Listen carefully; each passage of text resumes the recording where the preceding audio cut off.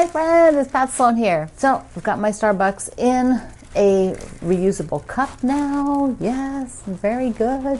It's a good thing to do. This was actually a gift from one of you, and it's gorgeous. I love the color. Okay, so we have a couple things today. It is my Tuesday to get things done, and it is about 3 o'clock right now. So I'm gonna do things for a couple hours and tell you what I'm doing.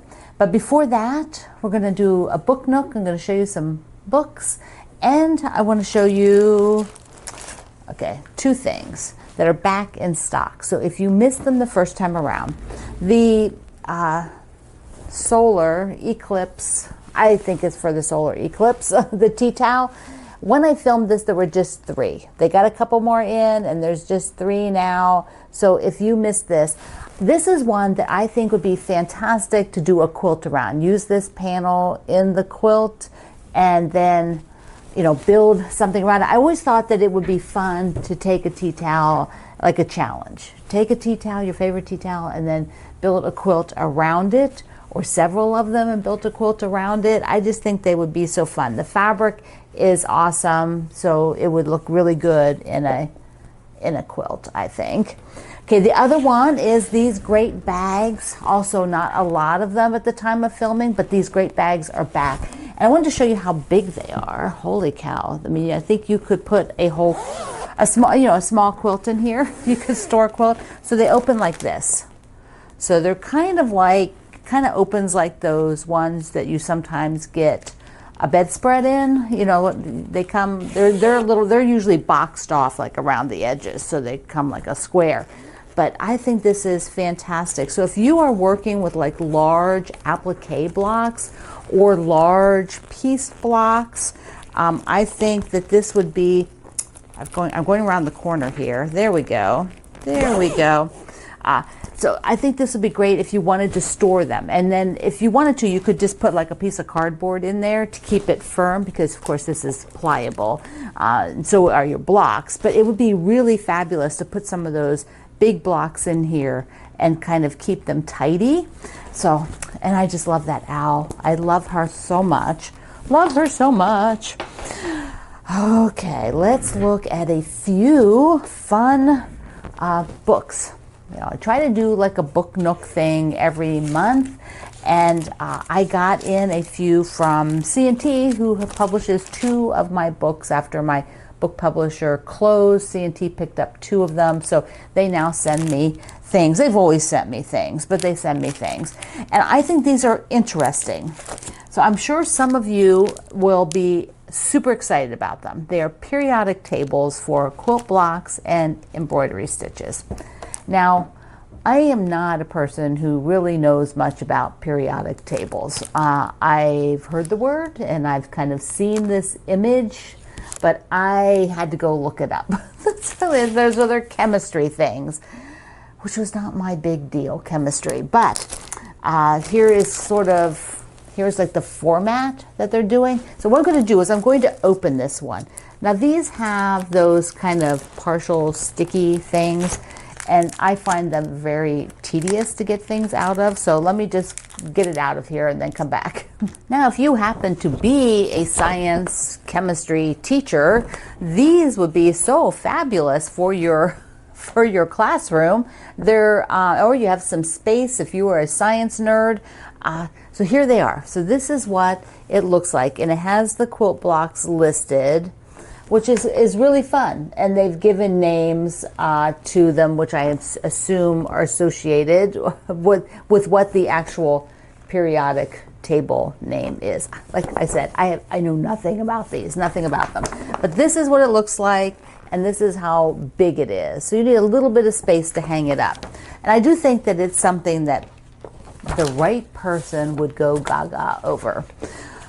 That wouldn't be me, but these things, they should ban those. I'm sorry. They're just not my favorite thing. They're hard. Then you can't, it's like trying to put fitted sheets on. It's like trying to get it back in there. The sticky part gets stuck to the thing you're trying to stick in there, because we all want to stick it back into the package, right? Okay, so I've got two other books that are kind of fun. And one is iron-on labels. So I think that we all adore a gorgeous quilt label. We adore them. Do we do them? Not many of us. But when we see one, we're like, ah, that's so cute. So these are the iron-ons so that let me just show you what's in it. I'll talk about it. So my friends, Becky Goldsmith and Linda Jenkins of Piece of Cake are the people who designed these, and they're applique designers. And if you've been an applique person, you know Piece of Cake, their company name. And I'll just show you, like some are like florally geometric. Then there are image for, like, look how cute that'd be for children, for a holiday or a birthday. There's frames, so, and they actually have some words up there. Now you could take these, you could, hand embroider on them, but you could also just use Sharpies or Pigma pens and color them, just draw over it and color in a bit, like the flowers could be colored in. There's a Christmassy one. Look how cute the pumpkin is. And then you could write the stuff like that you wanted in the bigger spaces. An apple. Oh, there's just lots of, look at the coffee. Look at the coffee. See, then you write your label stuff, label information. So there's lots and lots. Look at the chickens and the little peepers. Oh, so cute. So these I don't know how many times you can do them before the image doesn't show up again. Well, there's like one that could be for space, for your solar eclipse quilt, right?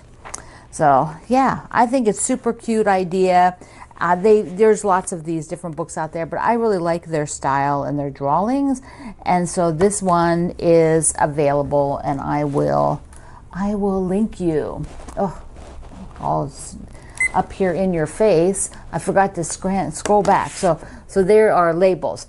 The other one is something I purchased the other day because I thought there were a couple really cute, easy, fast, I like easy and fast quilts. One day quilts. Quilt in the Day, right? No, they're not Quilt in the Day. They're one day quilts by, Quilt in the Day is Eleanor Burns. That's her trademark name. So one day quilts from Annie's, which it means all the quilts in here are different designers. They asked different designers to contribute to this book, and they are super cute and super fun. I'm like looking at these thinking this is my first one. This is the one that made me think, okay, I'm going to go get this book. I am going to get this book because I think this is so stinking cute. And this was done by my friend Andy Knowlton of A Bright Corner. And what's the size of it? I'm reading upside down. 51 by 66 is what this guy is.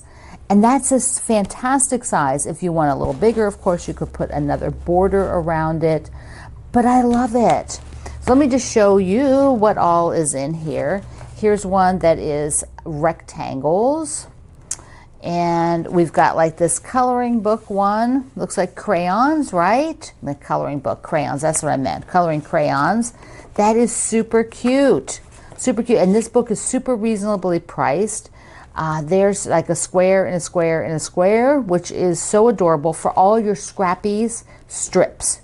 For those of you who keep strips, scrap strips. This is also strips.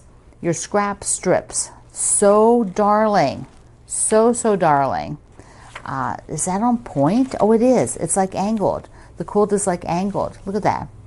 How cool is that? For your red scraps, your pink scraps. Another one here where another strips. Do all the strips. So there's a lot of cool options for your scraps, I think.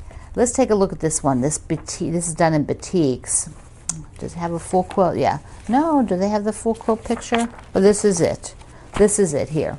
But I think that is so gorgeous. It's strips and squares. And then here's another strip one. And one with like half square triangles. See? And this is cool too. There's so many great options. So many great options. And these books are super reasonable. And the last one also has some rectangles. So that's how that one goes together. There's a little overview again. I just think this is a darling book that is super well made, you know, and done. And I know a lot of the designers in there, and they do excellent work. And I want to show you, remind you that I have notebooks with a lot of the designs. There might even be a couple others that I've done on my t-shirts and tote bags and mugs and things.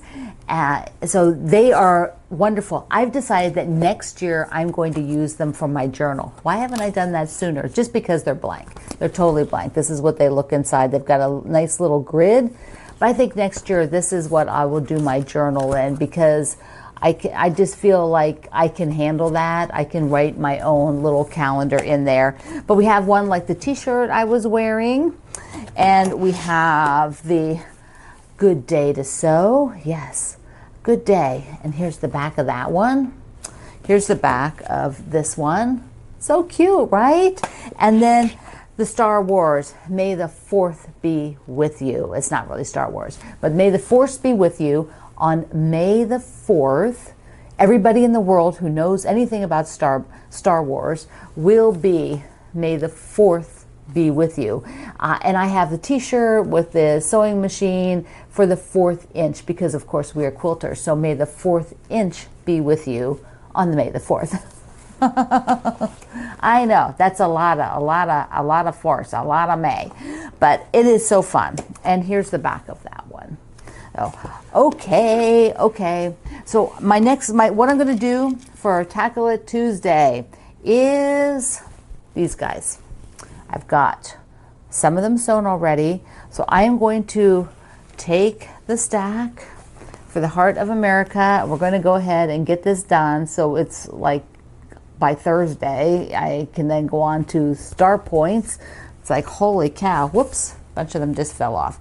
But for those of you who are new, this is a quilt along. And here is the free pattern from the Fat Quarter Shop. Here is what it looks like. And so I am doing that center part right now. So I'm going to get that center part done. All right, so first let me get the other section of the star done, and I'll show you the center laid out and then sew it up. Remember to always sew with full visibility.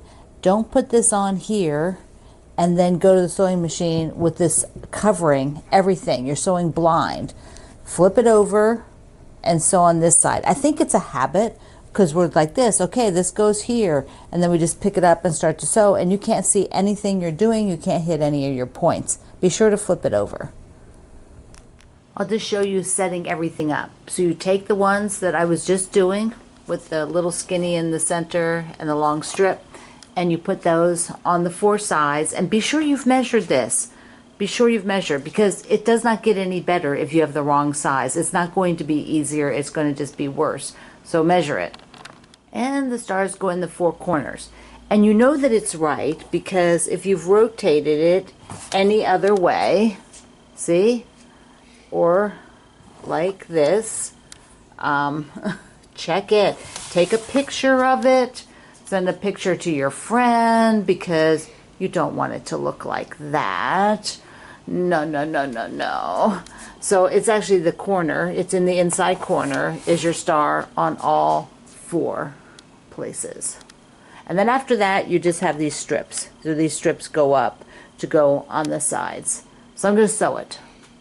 The black is done, the center of the quilt, and it is big, but it's gorgeous. Okay, this would be perfect on the front door, don't you think? Maybe put a little bit more border around it, but am I going to do these again?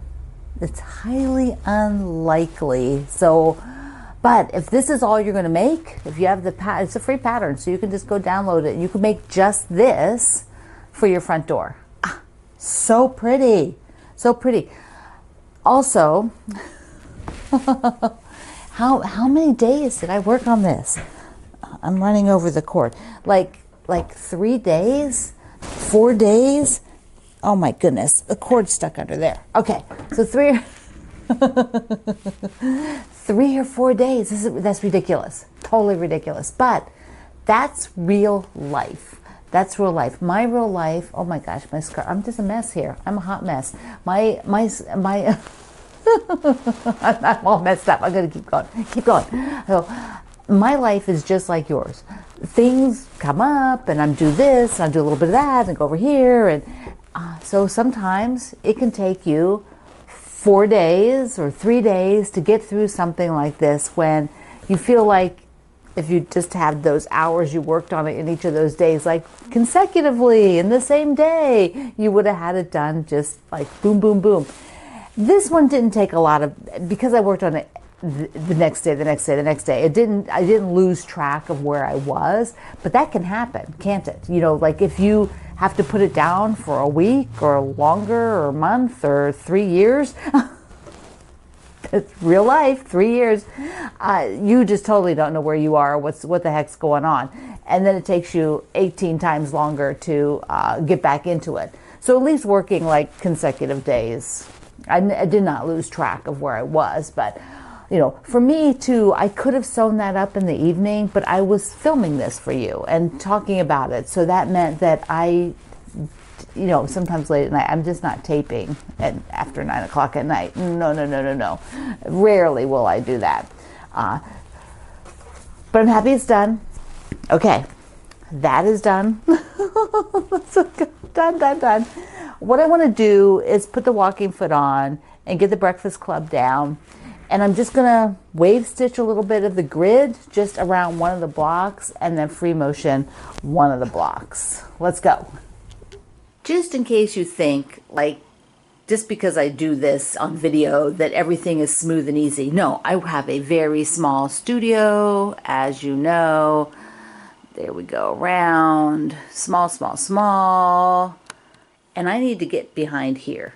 But to do that, my ironing board is kind of in the way, because when I swing this open, the ironing board's in the way. So that means I always have to move the ironing board.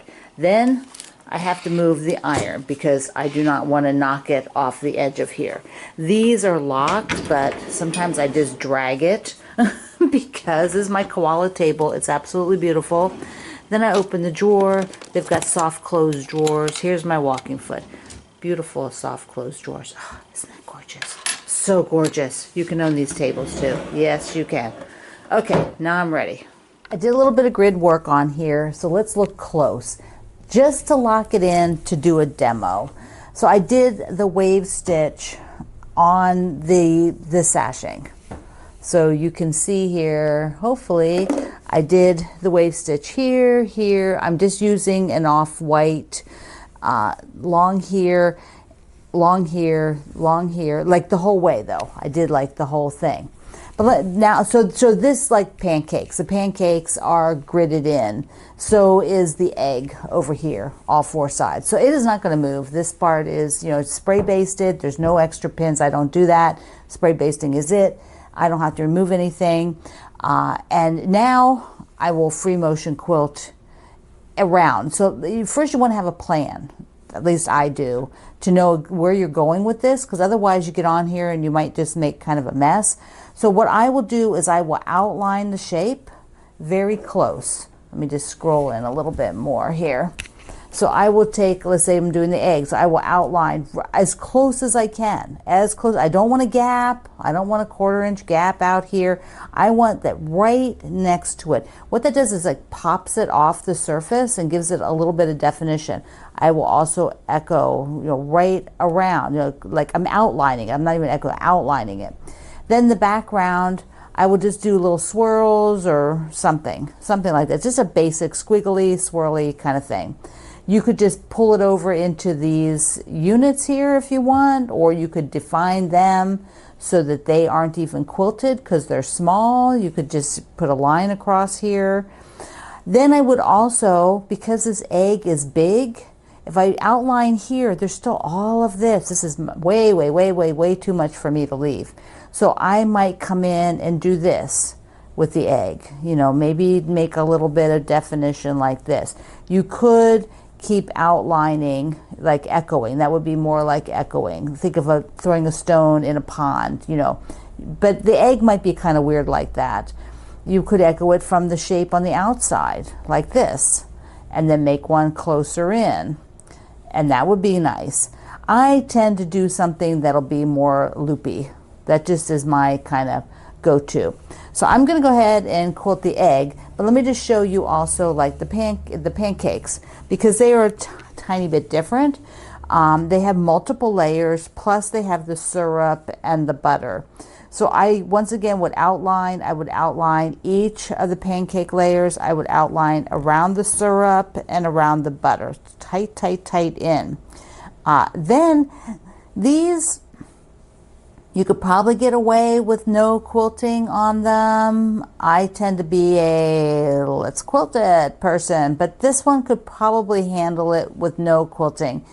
In here you might want some, but because you're outlining the syrup, that means only this part right here is not quilted. And so that might be okay. You might find that okay. Something like the toast, massive, massive.